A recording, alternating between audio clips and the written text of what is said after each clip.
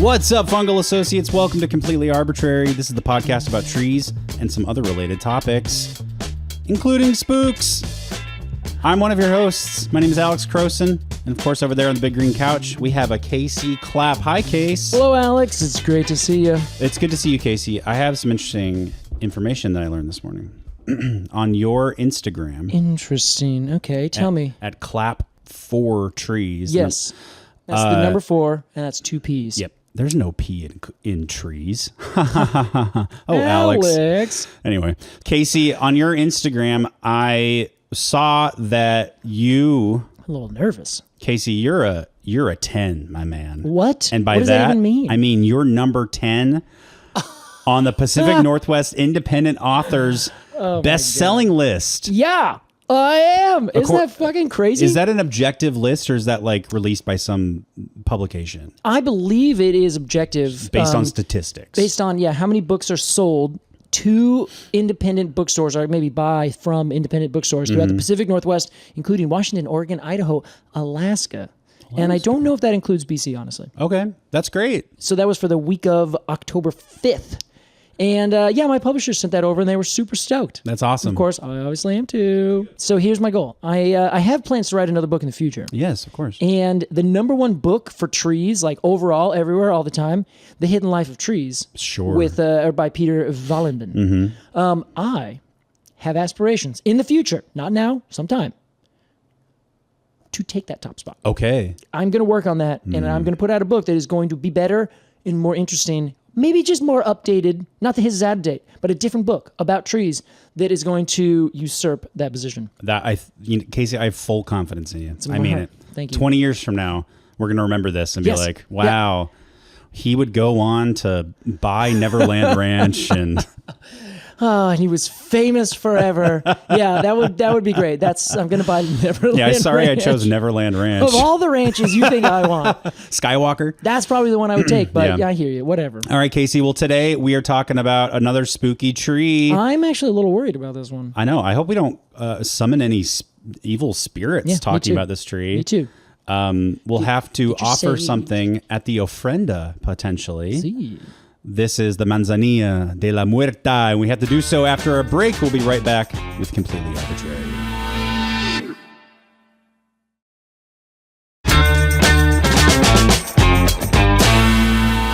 Welcome back.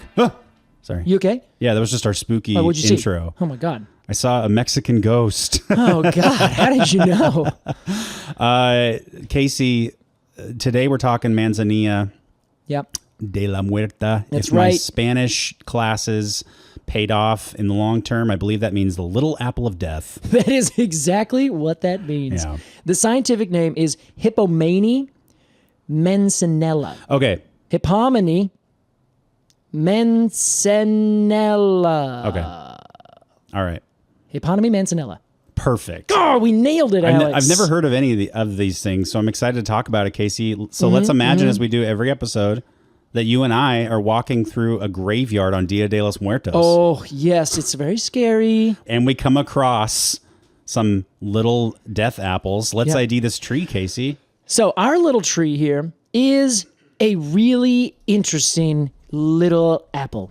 Now, they call it little apple because its fruits look like a little apple. They really do. They're round. They are yellow to green. They have a little pinkish blush and they kind of fade to greenish yellow by the time they're ready to go. They smell very sweet, and they look like an apple because they are, in fact, technically a poem, to my understanding. Okay. So everyone who sees this is like, yeah, that totally looks like an apple. You know how I could tell it's a poem? How? It's got that little butt. Exactly, Alex. So that is what everyone sees when they think, oh my gosh, this tree must be an apple. But the problem is, everything else about this tree looks nothing like an apple. Interesting. Like, I mean, if you've ever seen an apple, this is not an apple. I might disagree in one regard. What? Don't the leaves look a little apple leaf-like? I just don't think they do. Okay, that's fair. Okay, so here's my rationale why. Apple leaves are just a little bit, okay, all right, maybe, I guess. To the untrained eye or a brief glance. You're right. Okay, let me explain to all of you out there what it looks like. The leaves, they're about 1 to 4.5 inches long. They are alternate. They are oval to lance shaped. So that means they're basically little ovals or kind of skinny ovals. They have a very tiny little pointed tip. Most of the time, though, that tip's kind of just appears rounded. Nothing really too out of the ordinary. It has the most minor toothed serrations around the edge. Like so minor, it's almost like a butter knife, which is like a that kind of thing. Good. They're very shiny leaves. Yeah. And they're like a limeish green. So they're not like a dark, robust green, which you would expect from apple malus, this other species that we get the fruit that we know of as an apple.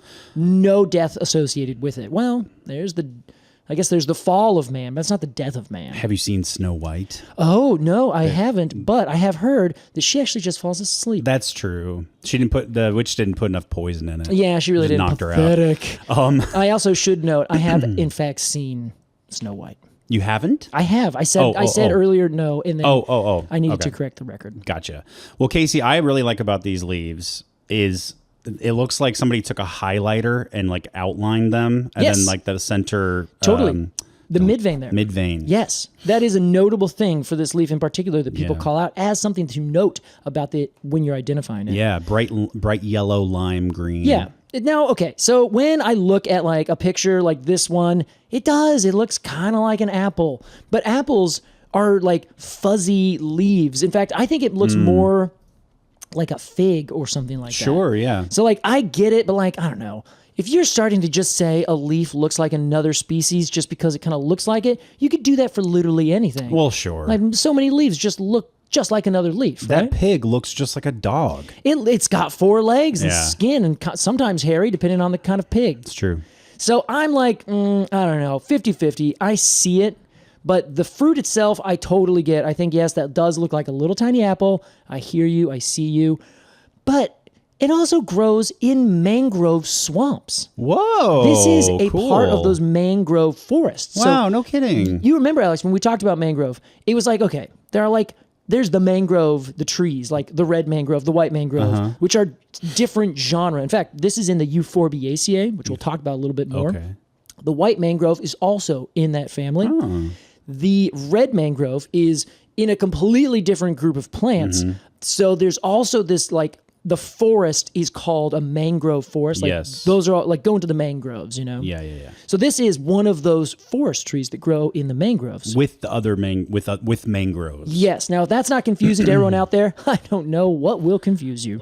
So ecologically speaking, it actually grows in very southern Florida, in that very tropical region, and then down through the Caribbean on the mainland, but just along the edges, down through Mexico and Central America to northern South America. Cool. But it is all the way down? It is, wherever it's tropical through like the that. Yucatan and all that? Yeah. Shit. It crushes it. Has really, really lovely time because it's, a beautiful tropical coastline. Wow. So they just have a great time there. Cool. So you're not going to see an apple that you're going to eat growing on the tropical coastlines of Mexico, people. So I hear you. I get it. But, I'm a little bit like, come up with a better name, Spanish conquistadors. Okay, I see. So it grows as a tree. Generally, it's going to be like a little shrubby kind of thing because it doesn't grow the mangrove sort of roots that you'd expect. It just has a normal stump that comes up and turns into a normal stem. And it gets to about 50 feet tall at the most, but generally 20 to 30, that's where you're going to find it growing. That's its like really good comfort zone in terms of height. Actually, that's pretty short. It's pretty short. It's you would walk under it and be like, yeah, this is a tree. But you're not going to walk under it and be like, whoa, that's a tree, Is that a response to weather at all, you think? Ooh, yeah. Like strong winds and rain? Yeah, it might be. Grow kind of low? Yeah, I mean, they'll try to get up there, but I think you're probably right in most regards, where it just gets battered by the coastal winds. Like, it's the same thing here on the coast of Oregon or the West Coast generally, unless it is just a little bit further away from the physical ocean. The trees stay pretty short and windblown, so they usually get, like, sawed off by salty winds, or like you said, like you're kind of getting at, like a hurricane comes through and just knocks down anything that gets too tall. Yeah, and also it's very sandy ground, so I can imagine all those things put together probably help keep the trees at a not too distant height. Okay. These flowers are little inconspicuous, and they grow on little tiny spikes right at the very end of the twigs. There's nothing really like, fancy about it. They got these little kind of stalks that they grow off of, and then they turn into this big beautiful fruit. They don't jump out at you as being like, whoa, check out that flower. Sure. Now, the reason I say this and kind of have a little bit like, meh, is because they are in the Euphorbiaceae. Have you ever heard of a plant or anything else called euphorbia or Euphorbiaceae? Euphorbia. Gosh, I don't. It sounds familiar, but that I might just be thinking of the word euphoric. Well, what is euphorbia?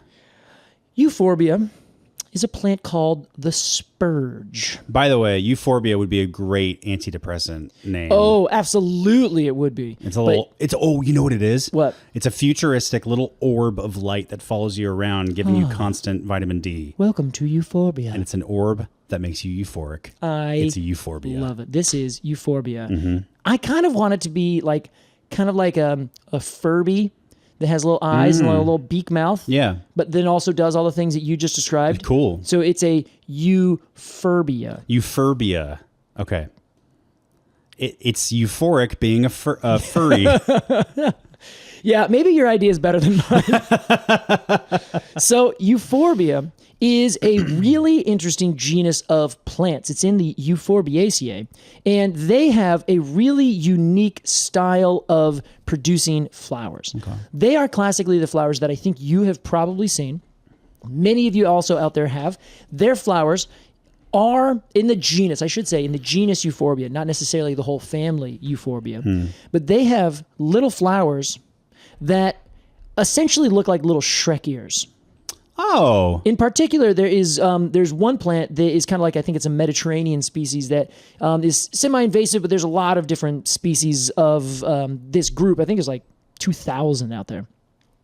They have like little tiny Shrek ears. So they have this big kind of circular, almost like a satellite dish kind of base. These little bracts. And then there's a central thing that comes up, and that is the female part.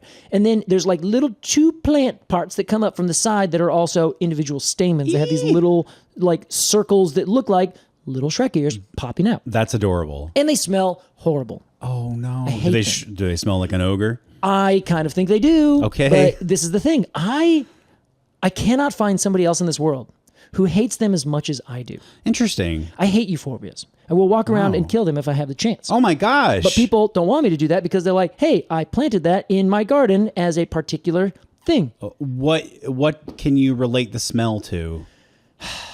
It's cum. Come on. Okay, it's gonna be somewhere on that realm.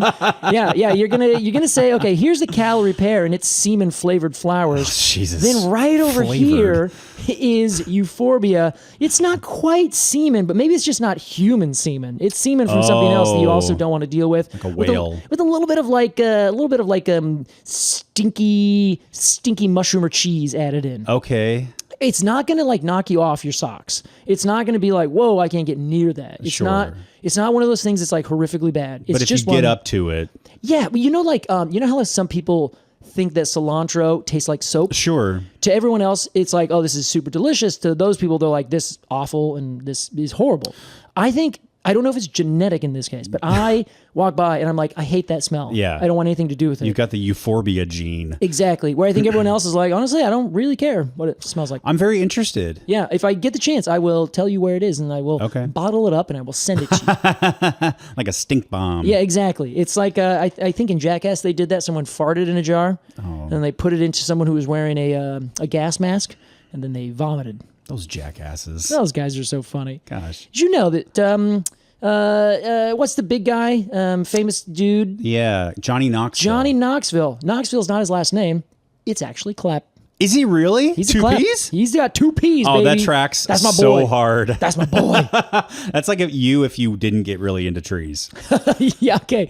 My backup plan was really hurt myself for the pleasure of every preteen boy in the whole world. You just needed something to anchor your enthusiasm and energy. Yeah, that is true. So thank God. Yeah.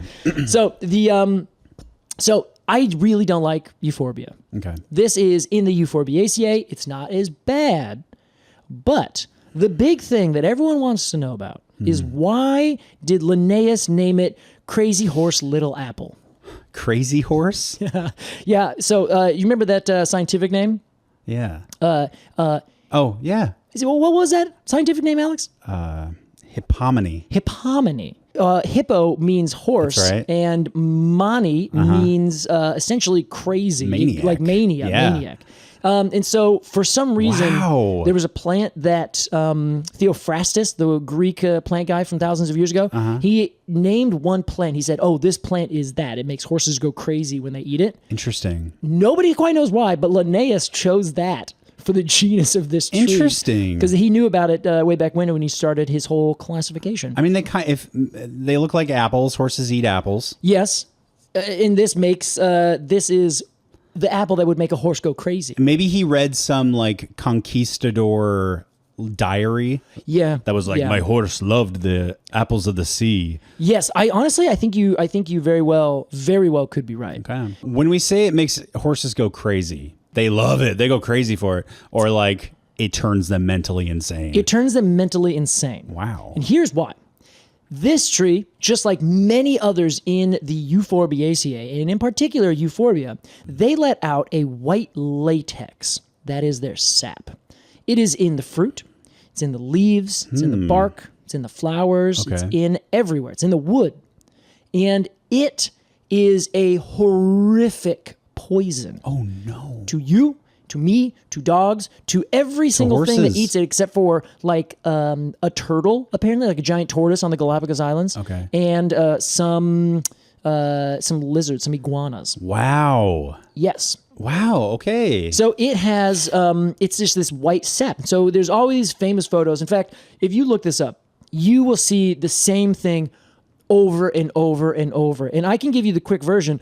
Just go to www.wikipedia.org Okay. and everyone just reads straight through that. I watched this video. The whole website? Not the whole, sorry, / mancinella. Okay. Because the other name, so if you don't call it the little apple of death, this is known as the mancinella tree, which is MANCHINEEL. Yes. If you go read through this, it tells you everything you've ever wanted to know about this particular tree.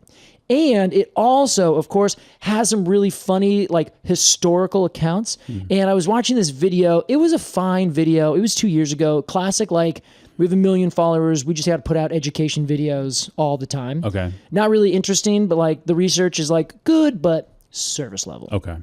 Everything I read. It's on TikTok all over the place because there are literal signs on these trees, if you find them in the world, that say, like, don't touch. Oh, my God. Don't sit underneath them when it rains. Oh, my God. Because the rain will hit the leaves and it will dissolve a teeny tiny bit of the toxin. And then that toxin will then rain down on you and you will get what is contact dermatitis, which is essentially the same thing you get from poison oak. Just this Sure. blistery rash that develops in like seconds, minutes. Whoa. Yes. Is that as far as it can go? What if you drink it? Oh, if you drink it, it destroys you. It essentially gives you contact dermatitis and other things inside of your throat.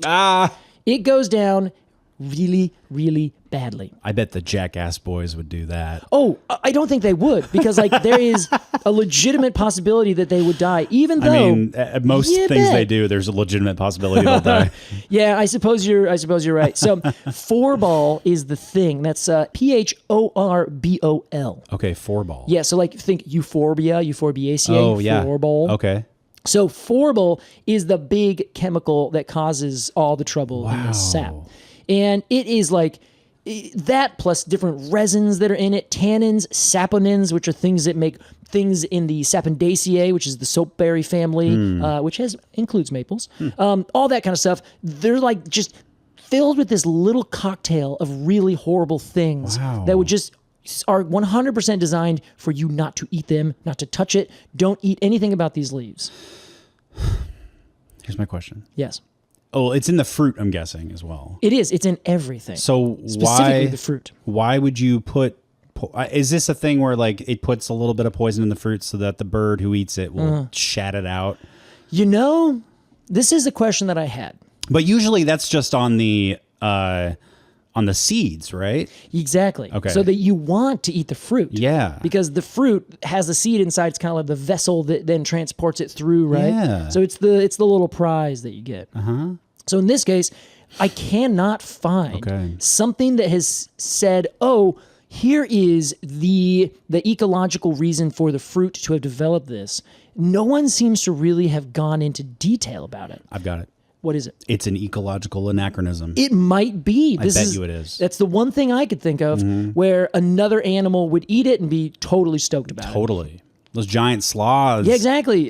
Maybe it's an old elephant thing that developed an immunity to this one particular thing. Sure. We don't know, so far as I can tell. Wow. Or at least nobody has really done a good job looking into it. Yeah. Here's an interesting thing. It growing in the mangrove forest, it does add a huge ecological role, and it produces a lot of fruit. So the fruit, I assume, just hits the ground and rolls over and then sprouts up again, and there you go. You got your new thing. There was actually, there's one other famous account that, again, I think this was published in like 2000. Yeah, in 2000 by Nicola H. Strickland. And she's apparently some kind of scientist or a medical doctor of some sort. Okay. And she went over with a friend, saw some of these on the beach and was like, yeah, okay, and just ate one. And I was like, what? Why would you do that? God damn. I don't think I would do that if I knew it was an apple. And she's like a plant scientist? No, just like a scientist in general. Okay. I mean, even a scientist should know better. Yes, like she's a medical scientist. Oh, lady. So, yeah, so she eat it, and then all of the... This is another reason where I can tell you everyone has done the same research that I found, which is they all describe exactly what she describes when you eat it. So you asked earlier, what does it do inside of you? Yeah. It does something like this. First, it's very sweet, pleasantly sweet. You bite into it, you're like, okay, great, this is nice. Moments later, it becomes peppery in your mouth and then gradually progresses to a burning, tearing sensation and tightness of the throats to the point where it feels like there's a solid lump in the throat that then causes much esophageal inflammation. Sure. And then, of course, it comes with vomiting and it comes with much diarrhea. It sounds like a great way to choke to death. It kind of, I think, is because you wouldn't want to eat anything. They said it hurts so bad to eat anything else because you're just now swallowing onto what is essentially open sores inside the throat. So it doesn't kill you. I should be very clear. This is toxic in the way that it's it makes you like all the other things, all the symptoms end up making you die. Like you can't eat. Maybe you get a lot of diarrhea, so you're dehydrated. I know it will kill animals, but so far humans don't really die from just like eating it. It's not like a neurotoxin where you eat it and you're like, sure, and you kick the bucket. I mean, the thing I was thinking was that if it causes vomiting and your throat is closed, you could easily suffocate. Exactly, or like rupture or something while your body is actively trying to get something out. Yeah, like those 70s rockers. Like they died choking on their own vomit. Oh yeah, is because they fell asleep, threw up, laying on their back, and it just like died. Yeah, which is horrific. Yeah, well, AC/DC did that. The main singer, the first one. Tragic, man. Oh, that's right. And John Bonham, drummer for John Led Zeppelin. Bonham did too. Yeah. Oh man. Well, rock and roll too hard, baby. And one of the drummers in Spinal Tap. Really? Yeah.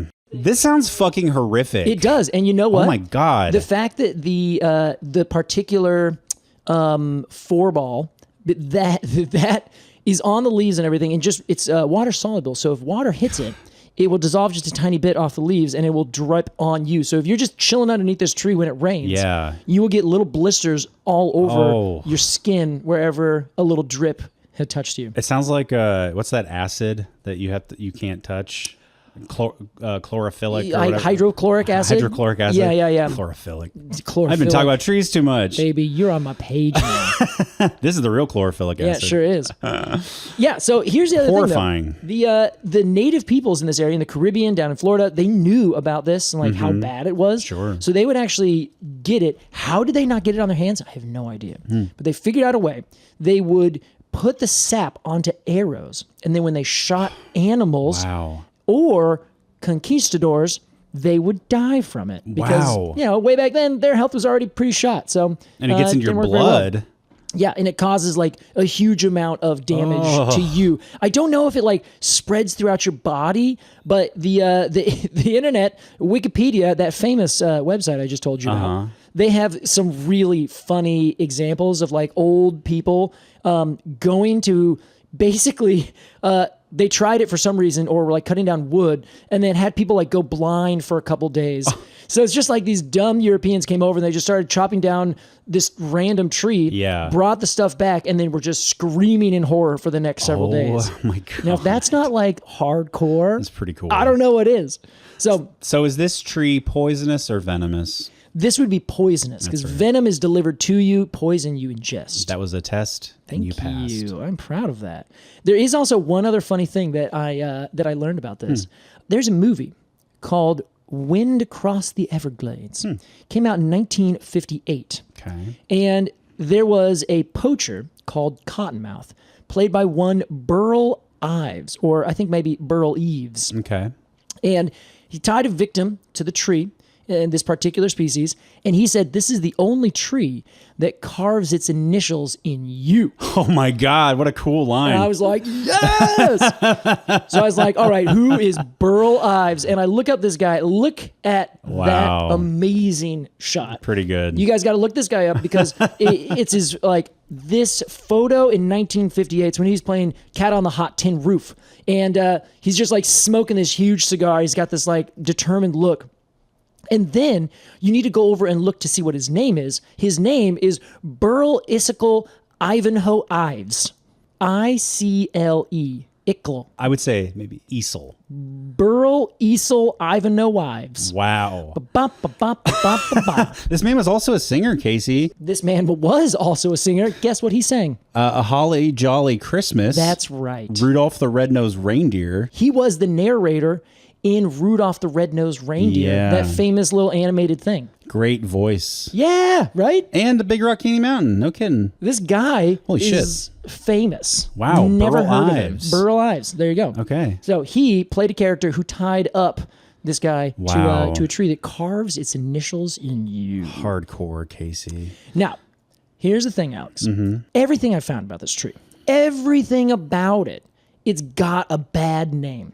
Or it's like one of those sensational trees. Not around here. No. Around here, it's a legend. Are you kidding me? It seems like it's a legend. I love and that like, thing. I want to I don't want to end our podcast with just reiterating all of the things that people have just constantly thrown at this tree. Okay. So I was reading through. You have some new research for us, Casey? Yes, my God. I didn't even do some more research because I can't like go out and figure out like, how did this develop? Yeah. That's my big question that I'm left with here. So you noted there must have been some, like it had to have been maybe an ecological anachronism.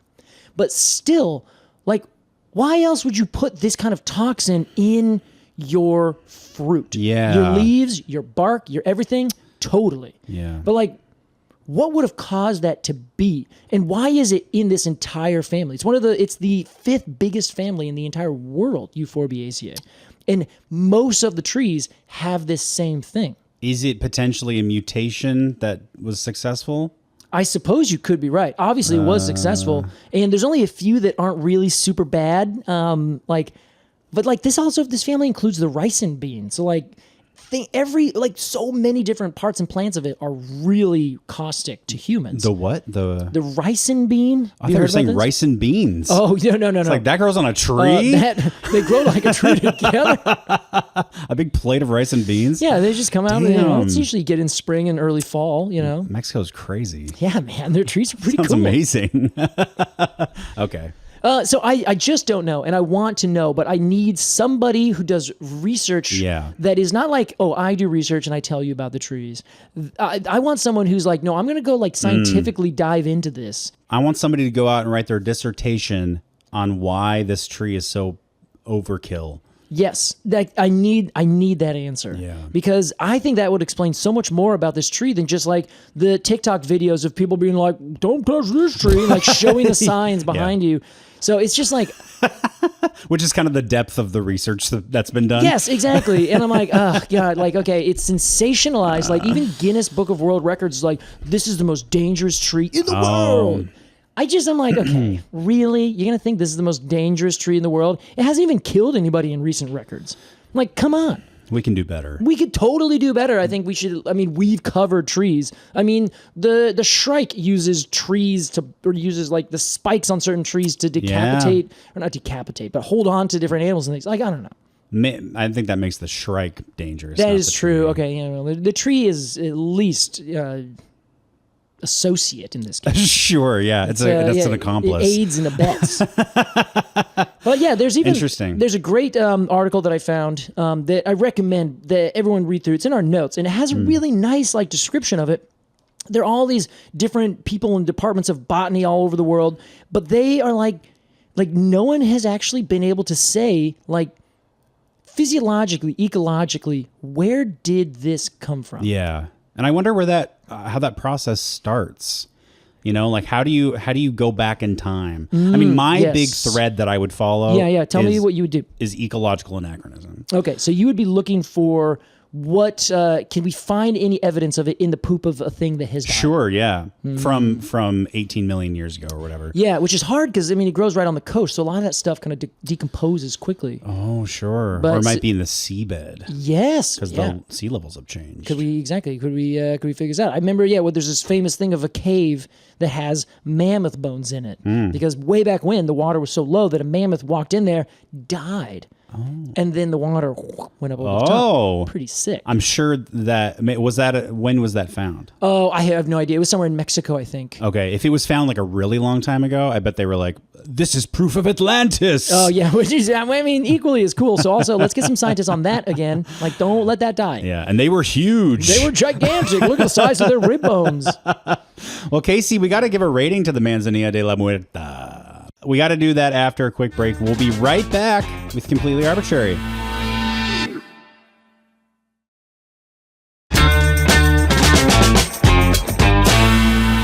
Welcome back to Completely Arbortrary. That was our talk on the Manzanilla de la Muerte. It's trying to give this tree a rating, and here's how it works. We're going to give some final thoughts on this little apple of death, and then give it a rating of 0 to 10 golden cones of honor. Casey, as our resident expert, will begin with you. All right, thank you. I prefer little apple that makes horses go crazy. Little apple make those horses go crazy. Little apple make this horse go crazy. I don't know. I want this tree. Okay, I think sexually. I do. I want this tree. Careful. Wear protection. Yeah, I got to wear a lot of protection, or else that's going to be really bad. No, I promise it's going to go away. It's not transmissible. Can you imagine getting this shit on your penis? Yes, I can. That's an awful thought. Yeah, I have had poison oak on my penis. Did you wipe your butt with a poison oak? No, I didn't know that I had poison sumac on my left hand. And then you touched your wang? Mm-hmm. Dang, man. Go ahead with your review case. All right. So I'm really torn because in my heart, I'm like, I have such burning questions about this tree. I want to know why. I want to know if maybe like it is not meant for us. So it has like decided it's going to make itself meant for somebody else, something else like a fish, or obviously we have these other reptiles that are not fazed by it at all. So it might be that this is like a tree that's like, actually I used to just grow with all these other people, but now I'm just good at what I do, but I just don't need to change again. Like a tree for dinosaurs. Exactly. So what is this, a tree for dinosaurs? It needs to be at least 3 times this big. So I suppose that is another version of ecological anachronism, but it also is still like, I think you are like you're this hidden gem of a tree. Yeah. I think this tree has a lot more going on than we're giving it credit for, but everybody is just inundating the world with most dangerous tree, little apple of death, scary tree, bad tree, don't touch tree. Yeah. Like, okay, good, yes, don't touch it. Yes, it will cause death and it's been used for some nefarious purposes. It's like a victim of folklore or something. Yeah, but like what? Like the native peoples like respected it and like you said, don't touch this tree because it's too powerful, you know? So I want to get back to that powerful part and I want to say, okay, I want to dive into your power and I want to understand your power. I don't want to just be afraid of it because it's going to get me likes and follows. Sure. Rumph.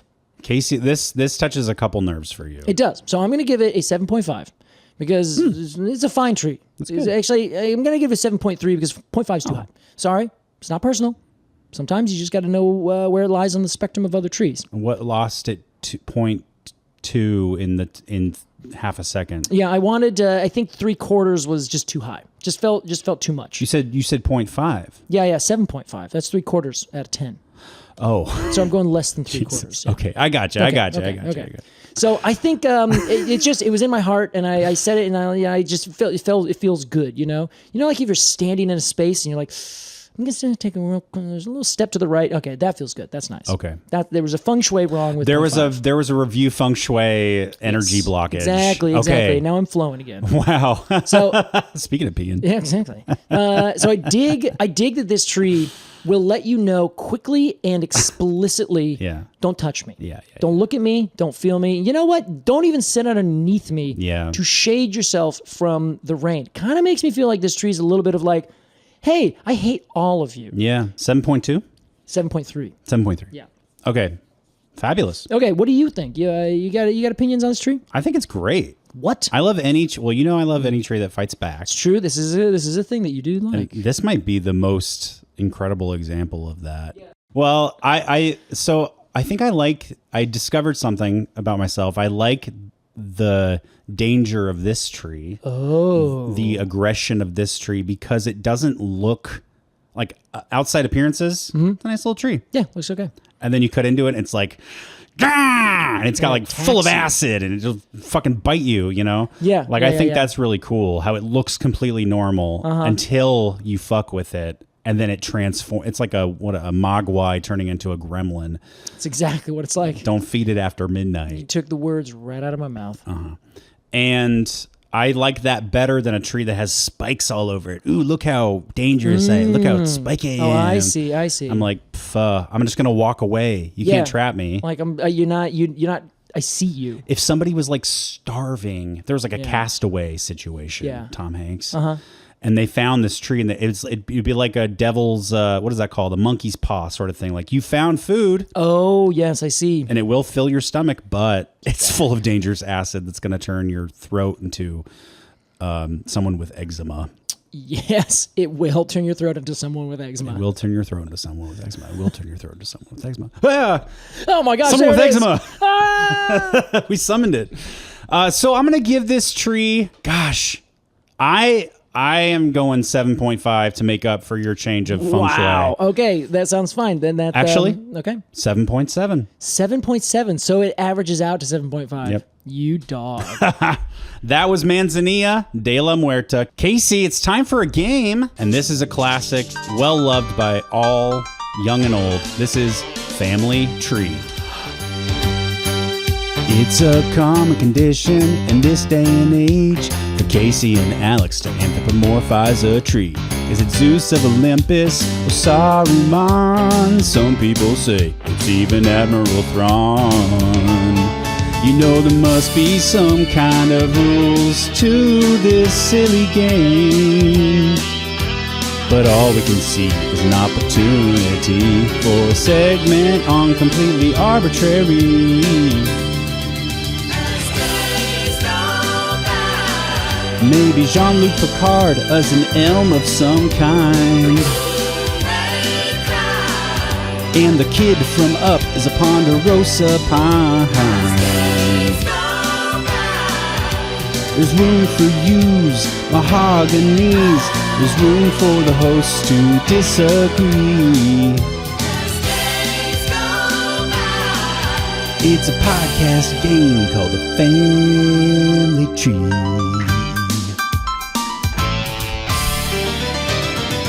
All right, Casey. Gets me every time, Alex. It's the most beautiful song you've ever written. Thank you. Casey, this is how Family Tree works. I am going to present a cast of characters. Okay. From some TV show or movie or just a list of things. Oh. That's kind of how this has evolved. I see. Okay. And then we are going to assign each of them a tree based on any number of factors. Okay. Their personality, some physical characteristics, Their vibe. their overall vibe, what have you. And Casey, to go with our theme of poison and death, today's Family Tree is all about toxinous animals, which is a word I made up. Whoa, toxinous sounds scary. Toxinous is just it could mean venomous or poisonous. I see. All right. Yeah, that works. That works for me. I guess toxic is the word. But Casey, I'm going to name a poison animal, then we're going to give it a tree that fits its characteristics. Poison animal, tree that fits its characteristics. I'm ready. Our first toxinous animal is the poison dart frog. I love poison dart frogs. Let me tell you all about it. They're from Central and South America. Oh, Casey's getting cozy over there. Yeah, I am.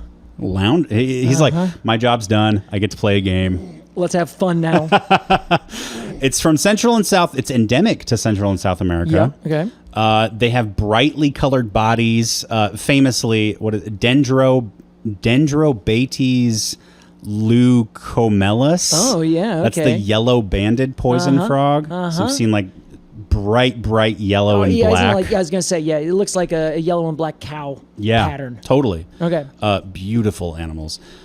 Their toxins come from their diet, Casey. What are they eating? They eat toxic arthropods. Oh, it's one of those situations. Yeah, that's called exogenous, which I'm sure you've heard of. These dart frogs are territorial, so they're not just like poisonous and defensive. They're very aggressive. Yeah, they're going to like get out of here. They're going to come after you, not just scare you off. Okay. Both as tadpoles and adults. What? And they're dedicated parents. So they like really take care of their young, not just for like, I guess by dedicated, what does dedicated parents mean as opposed to, I guess all animals want their children to live. Yes. So like many frogs will just lay their eggs in their pond and move on. And then just go. Okay. And then you're like, okay, you're on your own now, guys. Good luck. Oh, wow. And they don't take any more care of the tadpoles or the froglets as they get older. These ones are all about their babies. They're dedicated parents, Casey, and the way this is so adorable.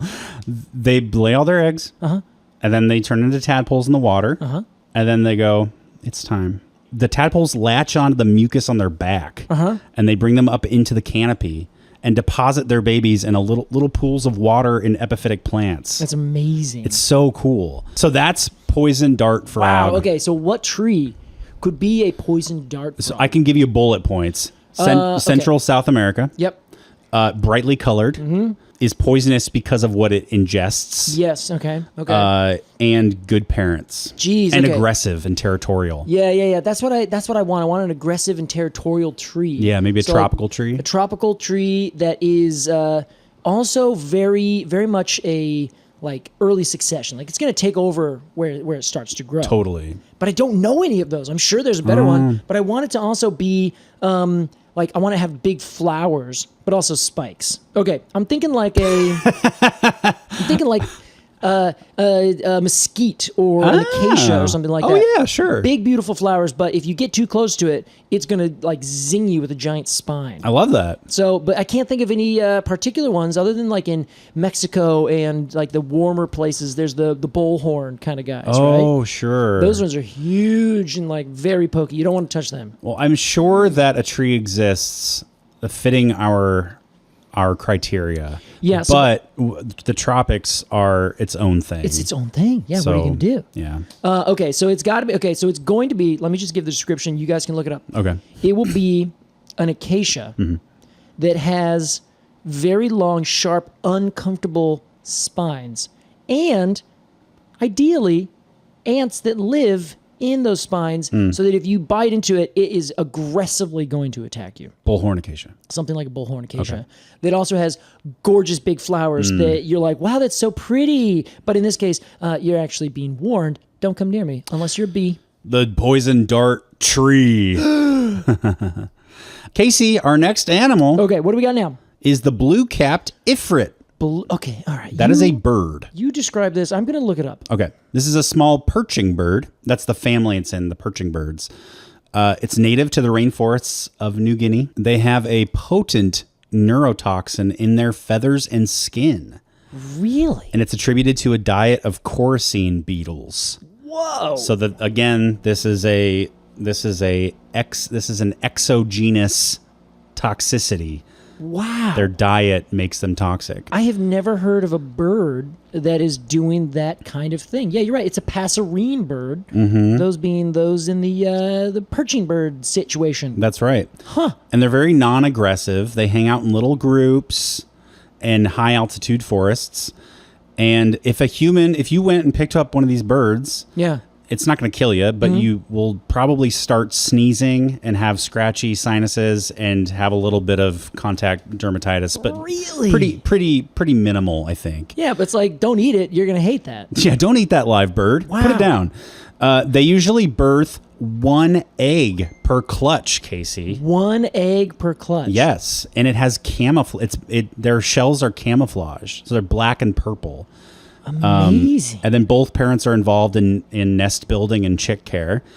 And then the toxins that are on the parents' breast and belly feathers will rub off onto the shell of the egg.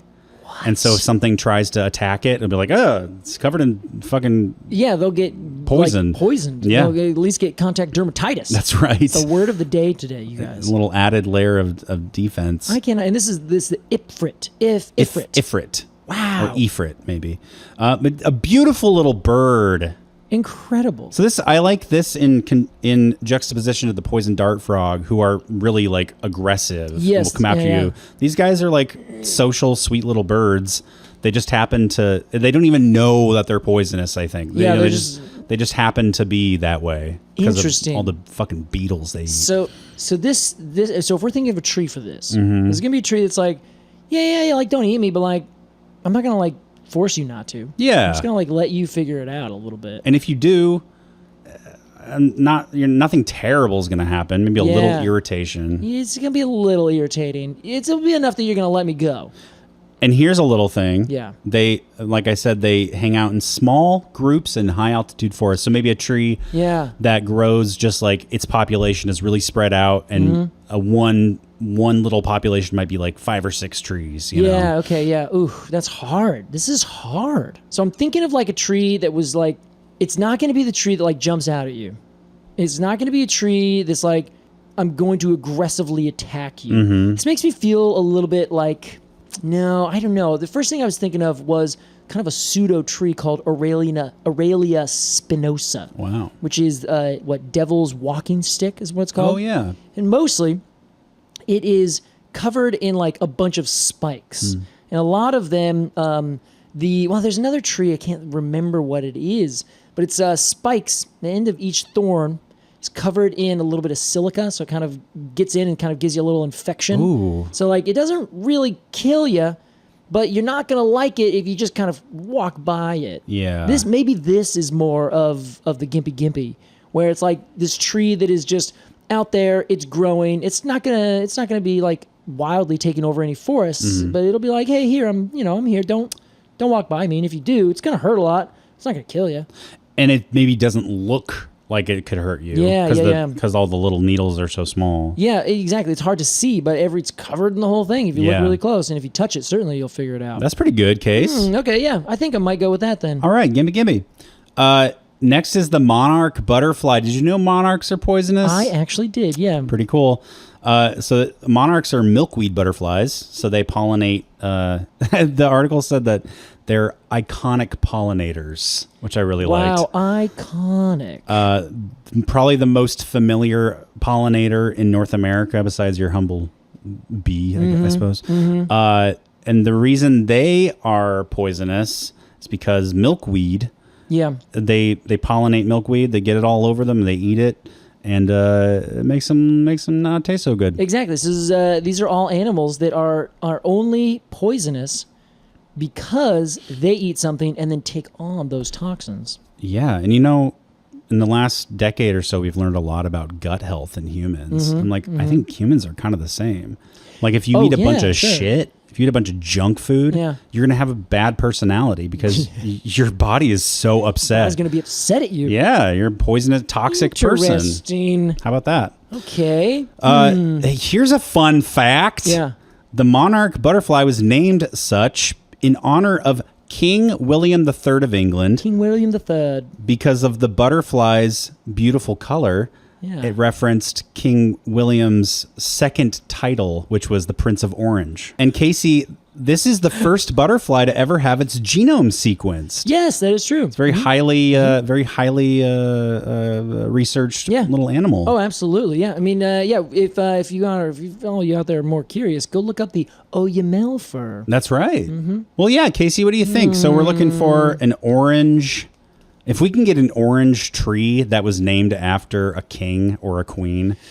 That also poisons you when you eat it. Yeah, the Osage orange. The Osage orange, that might be a good one, but it's not poisonous, not really and orange. Not It's named not after. poisonous and not So it doesn't orange. fill any of our criteria. It doesn't, but it kind of does. I mean, it's not that it's poisonous, but it also is like it's very unpalatable to people. Yeah. And maybe the monarch butterfly isn't poisonous, but if you ate it, you'd be like, Yeah. not just because it's a bug. I actually think Osage orange is not a bad choice. Yeah, you think so? You'd stick with Osage orange? Maybe. But do you know of a citrus fruit plant that's a little toxic? It says that some things in like oranges and limes and lemons are poisonous to cats and dogs. That doesn't. I don't think it quite gets there. If you eat too much orange, you'll get a tummy ache. It's true. You eat too much of just about anything, you'll get a tummy ache. No, that's true. So I agree. I think we're going to. That's what makes it too much. Yeah, I think we should stick with the Osage orange here. Okay. I think that's right. Great. Because it's orange. It's pokey. You're not gonna like it. It's gonna be unpalatable. So it's probably not gonna kill you, but it's probably gonna be like, blah. I'm not gonna eat that. And It even has a little milky-ish sap, I think, that's right. just like the milkweed. And just like the monarch, the Osage orange spends 2 weeks in a chrysalis and then pops out with wings. It's true. A lot of people don't know that, Alex. A lot of people are saying that that's not true, but trust me.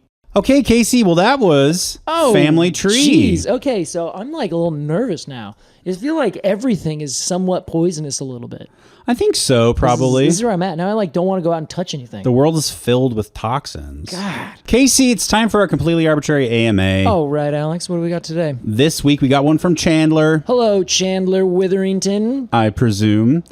Chandler says, "Hi, Casey and Alex. I brought home some beloved sugar pine cones from California Yeah, that's what I'm talking about. in November of last year. One was still closed and one was open. Okay. They've just been on a bookcase, not in jars since then, and I recently noticed mold growing on them. Oh, More so on the closed one, Yes. but also on the open one. interesting. Do you know what's happening, and how can I salvage them or prevent this in the future?" It's a great question. They got to dry out.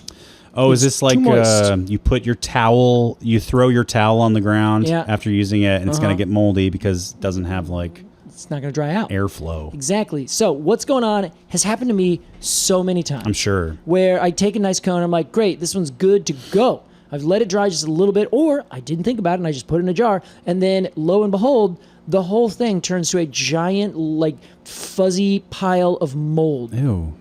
Sorry, Alex, it's What, life. You gotta what get kind used of to it. mold is that? Whitish and grayish and blackish mold, Okay. depending on the species. Yeah. Uh-huh. Yeah, I've had a lot of, anytime I've taken a, actually I do this a lot with junipers and cypress cones, where they're kind of small cones, and I prefer to set them in a jar with a little bit of some foliage in there. So it kind of like sets them up a little bit, it kind of a better presentation, rather than just a pile of round cones at the bottom of a jar. So I was like, oh, this looks really nice, like having this little kind of terrarium feel. Yeah. Tighten the jar down, leave it there, come back. The whole thing has completely wow. turned to mold. Crazy. So that happens because there is a tight jar that's closed, and so you have this nice little warm kind of space. There's no airflow, so nothing's coming in and coming out, so it's not drying out at all. And honestly, if it's in even a little bit of sun, there's still a tiny bit of respiration in there, so you get a little bit of water that's pushed out. You get a little bit of the perfect conditions, and then poof, you get mold growing on things. So you have to dry out your cones 100%. I think a good way to dry out a cone is to put it on your dashboard in your car. Yes. Oh, totally. Absolutely. That's like, it's going to dry out in a day. I guess depending on the time of year. Yeah, certainly it'll be even quicker if you turn on your heat and your defrost right there, right? There you go. Yeah. If, let's say you don't have a car and you get home with a bunch of cones and they're all wet. Yep. And how should you go? Maybe an oven, put them in a low and slow oven. Totally. Like 100 degrees at most kind of thing. But you honestly don't The want to leave lowest them in setting, there. probably. Yeah, definitely. However, like turn it on. That's as much as you got to do. So I've actually done this to try to dry out some Dawn redwood cones, and I left them in there a little too long, a little too hot, and they actually all started to turn black. Cool. So not that they were about to burn, but like they were slowly but surely carbonizing on the outside. Cool. So it was great. It wasn't the look I was going for. Oh well. We got through it. So what I would recommend is take them, and if you have a south-facing window, set them on that south-facing window so they are getting directly hit by the sun. They're getting warmed up. You will know that they are starting to dry out because your cones will open up entirely. Yes. So that is the big clue. Certainly with sugar pine, if you leave sugar pine out outside on your porch or something and it gets hit by water, it becomes what we call a weather cone. Well, more specifically, a delayed weather cone, where you go outside, and if the cone is closed, it rained sometime in the last couple days. Oh. If it's open, it hasn't rained in the last couple days. How fun. Yeah, so it's a nice way to understand the past in the future. It's a little barometer. Yeah, exactly. Yeah. Oh, I see that it rained 2 days ago. I knew that already because knew I saw that. it. Yeah, because I got wet 2 days ago. Great, Case. Yeah, that's I got to give a shout out to my friend Scott for that, because he has a cone and he brought that up. He's like, Casey, look, it rained a couple days ago. That's so funny. And there was a picture of a closed ponderosa pine. But yeah, so that would be the best thing to do it. Second part of your question, Chandler, to save your tree. Oh yeah. Dry it out. All you got to do is just go dry it out. Let all the scales fully reflect back, and then you can take like a toothbrush or a paintbrush or some brush like that and just go and just kind of shake everything off. The mold, they're like little teeny tiny hairish like filaments, right? It's the same stuff you see on your food you leave in the back of the fridge for a couple months, that kind of thing. Oh, so it's not too late for these cones? No, definitely not. No. Okay. Yeah, you can do that. Honestly, if you want, you can dunk them in water again and kind of scratch it all off, like just kind of move it, and then take them out and then put them in some place like we were talking to dry out entirely. Well, soap and water? No, you don't need any soap. The water's little Clorox. Just to bleach the shit out of it. I mean, hey! It will work. It will kill mold. It might change the color of the cone. I don't know. It works in my bathroom. It does. It has gotten rid of my COVID-19 multiple times. So yeah, just do something fun like that. has not been supported by science. Yeah, sorry. Don't listen. That's in the 30% of our podcast. Yeah. Well, good advice for Chandler, Casey. Yeah. Thanks for your question, Chandler. And if you've got a question for us, become a Treemium member, arbortrarypod.supercast.com. We've had so many people joining, and it's always so fun to see. You can become a part of the Cone Club and get monthly cone stickers, botanical stickers, illustrated by independent artists and printed locally here in Portland. And we mail those to your actual physical mailbox. That's right. Hey, you're also going to get 20% off our store, which That's right now has a huge deal going on. So go buy some merch. We've run out of 1 or 2 shirts. We're very sorry, but hey, that's life. You got to get in. That's a good sign. That's a good sign for us. It's a bad sign for you for being a little lollygagger. This is capitalism, okay? Welcome to the jungle. So welcome to the jungle. Welcome to the concrete jungle. Welcome to where horses go crazy. Completely arbitrary. Where horses go crazy. I like that. Casey Clapp. Alex Crowson. Thanks for chatting. Hey, thank you. We are about to go up to Orcas Island. That's right. By the time you listen to this, we will have already been there. Yes, I'm quite excited. It's really going to be fun. And if you're also listening to this, come see me tonight in Seattle at Third Place Books. I will be there talking about books and trees and other things. Is that on Thursday? That's on Thursday. That is Thursday, October 23rd. There you go. All right, everybody. Thank you so much for listening to this spooky episode of Completely Arbortrary. We'll see you next time. Goodbye. Bye.